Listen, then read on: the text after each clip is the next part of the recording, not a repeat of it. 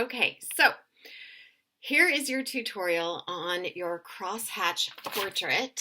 So Martin Luther King is the example that I did and showed you, but I'm going to run through an Anne Frank version. So what I just showed you was just preliminary. You're going to take your piece of paper and you are going to hold it up to the image that I've sent you back that has a posturized version of the portrait. So the original picture that you sent me, I hopefully have sent you back your posturized version, showing the multiple layers of darks to lights so that we can work on cross-hatching on that and make it more realistic. So after you've traced the outline of the different layers, and if it's not perfect, don't worry, you're going to end up with something a little bit like this. So you want to make sure that you've gone in and any little spots that are lighter and darker, you've numbered those. So if you want to use one as the lightest, which I did right here because her face is super, super light, and then go to the darkest, which on here would be number 5. That means there are 5 levels of cross hatching that I'm going to be doing. And you want to create kind of a key for yourself. So I'm going to do mine in this upper corner here, and I'm going to divide that into 5 sections. 1, 2, 3, 4. I need one more. 5. So number 1 is just going to be white. So I'm not actually going to be cross hatching on her face, this portion of it anyhow. Number 2, number 3, number 4, and number 5. So you're going to go in and you're going to start doing your cross hatching. Make sure these are not zigzaggy scribbles, so you don't want to do this. Okay, they need to be separate lines and try to get them a little bit even. And then you go in the opposite or that will be number 2.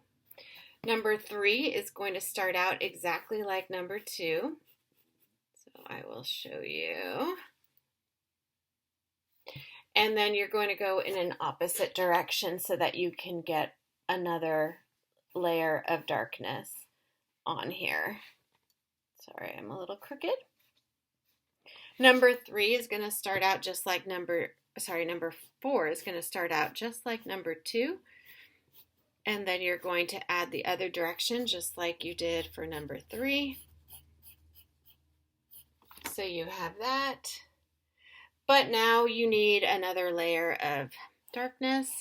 So I'm going to go in that position right there. So 1 is the lightest. Now it's getting darker.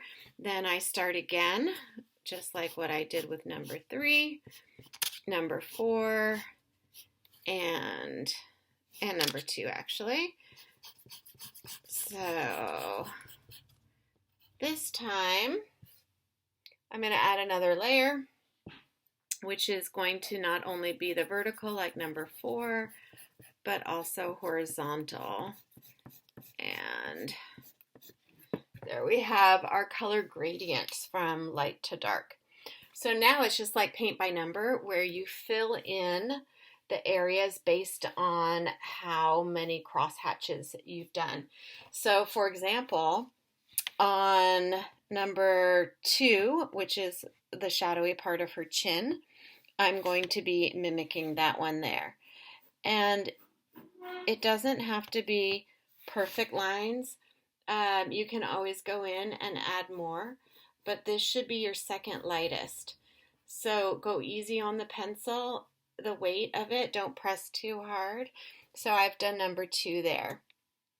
Anything that's a number 3, I'm going to be mimicking what's there, and so on, until you've filled your page with all your cross hatching. Now you can go in and use your eraser to erase any spots that didn't work out for you. You can go in and make things darker. One thing that I do not want you to do, I'll do it on this side of the page, I don't want you to use your pencil like you did in the classroom for shading this way. and those graphite pencils. Okay, this is cross hatching, so you need the lines. And if you're at all interested in cartoon art, a lot of cartoonists use cross hatching. And I will be sharing with you some examples, and have fun with this project. I cannot wait.